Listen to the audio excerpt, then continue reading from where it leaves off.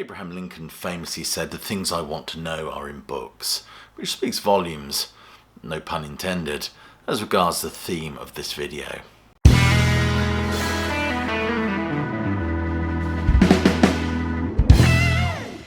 Welcome, classic rock fans. An academic once said to me, "Know thy subject." And to that end, research is key to what is done here at Classic Album Review. And that means reading voraciously. So I thought I'd do something different this month and share with you the books that I've really enjoyed reading.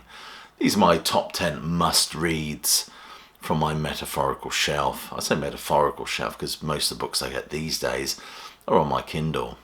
Anyway, let's get into it. Number 10 is James Brown and the Godfather of Soul. I think it was written with Bruce Tucker. I love James Brown, and this was a must-read. I was fascinated to read about his early life and how he actually effectively started off as a drummer before moving to the front of the stage. His early days with the Flames. The Flames, of course, were, I believe, Little Richard's band, which were probably abandoned by Little Richard when he found God. But it was thoroughly engaging, reading all about the Chitlin circuit, and particularly the struggles he had trying to get Live at the Apollo recorded, as no one had faith in it. I think he even paid for it out of his own pocket. The hardest working man in show business. I think one of my favourite stories in this book is in 1959 he brought a new Cadillac and he used to drive the band around in it, and they drove across the desert, but he insisted that they all kept their windows wound up tight, just so everyone would think they could afford air conditioning.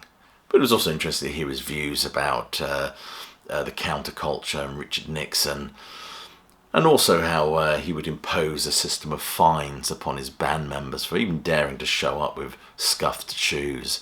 My word, he must have been popular. Number 9 is Snakes, Guillotines and Electric Chairs, My Adventures with the Alice Cooper Group by Dennis Dunaway. This book is a riot from start to finish, as it begins with the early days of the Spiders, of course, to his dealings with Frank Zappa, and it was particularly interesting to get his take on the dynamics within the band and his thoughts on Glenn Buxton. And those early on-stage antics and recording those classic Alice Cooper albums are just absolutely intriguing. I love the stories about how they hung out with Pink Floyd, I think in 1968. And the Doors, of course, the wonderful story in there how Jim Morrison on the cover of Waiting for the Sun is actually wearing a sweater that was lent to him by Glenn Buxton earlier that day. But the lurid cover and title gives you a fair idea of what to expect from this book. Number 8 is Richard Thompson and Beeswing. Fascinating read about those early Fairport days, and of course when Sandy Denny was in the band. But it was particularly interesting to get Richard Thompson's take on British psychedelia or the psychedelic movement, of course, which very much influenced that very first Fairport album. Nevertheless, he also goes on to say he was at the 14-hour Technicolor Dream, and he waxes quite lyrical about Syd Barrett and his impression of Syd Barrett as a guitar player. But I found in this book particularly moving his stories about Nick Drake and his interactions with him. This book provided me with a lot of information that I needed for my video on Fairport Convention's debut album, which I've put over on my Patreon. Number 7 is I Am Brian Wilson by Brian Wilson, and I think co-written with Ben Greenman. I've read a couple of books about Brian Wilson and the Beach Boys, and I just find their story absolutely compelling. But this, of course, is straight from the horse's mouth. Wonderful accounts of the recording sessions for Pet Sounds and Smile. And I particularly found interesting his thoughts on drug use, as well as his own drug use. Particularly how, whilst composing California Girls, he saw the melody revealing itself above the piano. And, of course, his own subsequent mental breakdowns and dealings with Dr. Eugene Landy. This was a real page-turner, but it was interesting to get his take on some of those 70s Beach Boys albums like Surf's Up and Holland. Number 6 is Inside Out, a personal history of Pink Floyd by Nick Mason. This is just worth reading for the quality of the prose alone. It's such an amusing, dry sense of humour, which brings an element of bathos to the very, some would say, overinflated reputation that Pink Floyd have. He certainly pricks that occasionally. What was really interesting was his account of the early Floyd days, those live shows, the TV appearances, and his candid account of the dumping of Sid in 1968. Number 5 is Steve Howe and All My Yesterdays.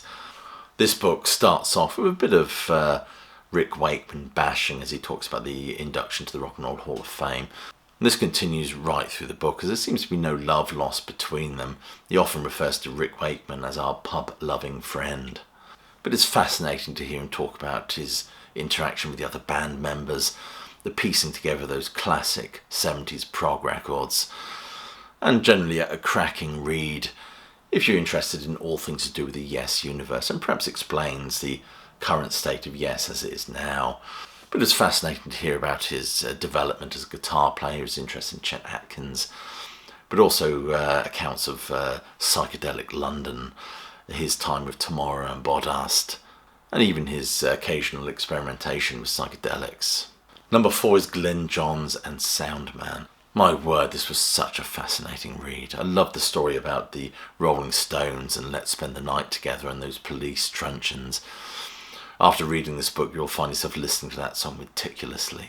Also, his wonderful accounts of working with the Eagles, the Stones, his dealings with a young Steve Miller, of course having to vouch for him to get it. I think it was get him through customs for a fruitcake stuffed with hash. Absolute brilliant reading. Gives you a real taste of what it must have been like working in the studio with those classic rock bands.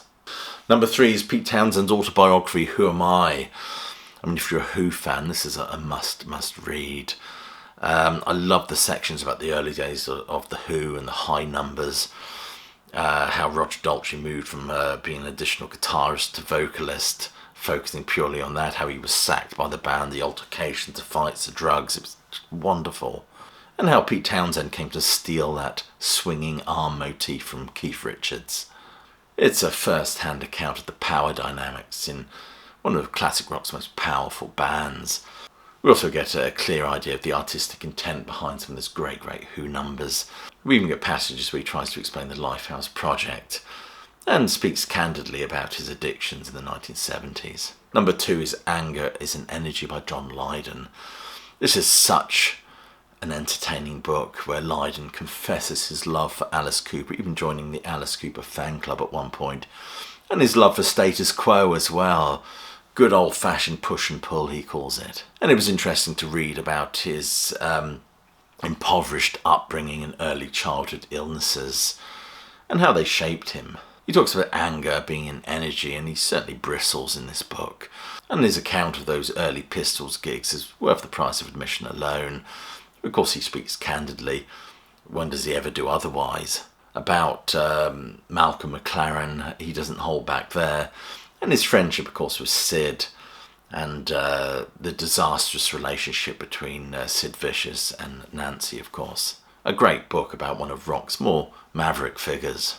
And number 1, my favourite read recently has been Last Train to Memphis by Peter Gwaltney. This is such a thorough and well-researched book. It's so thorough, in fact, that it's actually in 2 parts. I've only ever read the first part of the book so far. I must get round to reading the second part. I mean, it's absolutely packed with detail. I love the pages dedicated to Sam Phillips and those early Sun Record days. Of course, the poverty experienced in his childhood, those early Elvis gigs, is, of course, support of Hank Snow and other artists like that. I think Roy Orbison and Little Richard are also mentioned there. But it's fascinating how he delves into Elvis's character, and he looks at the profound influence of gospel music, which was very much a part of his upbringing. But it's such an intriguing read to look at the profound influence of gospel music on him, as well as the aforementioned poverty which he kind of emerges from. Anyway, there you are. That's my top 10 favourite reads, and I'm reading books on this stuff all the time. And if you haven't already done so, please do click like, subscribe, check that notification bell. Please share this video. And other than that, I'll leave you with my closing salvo, which is hope you're well, staying safe, and of course that you keep listening.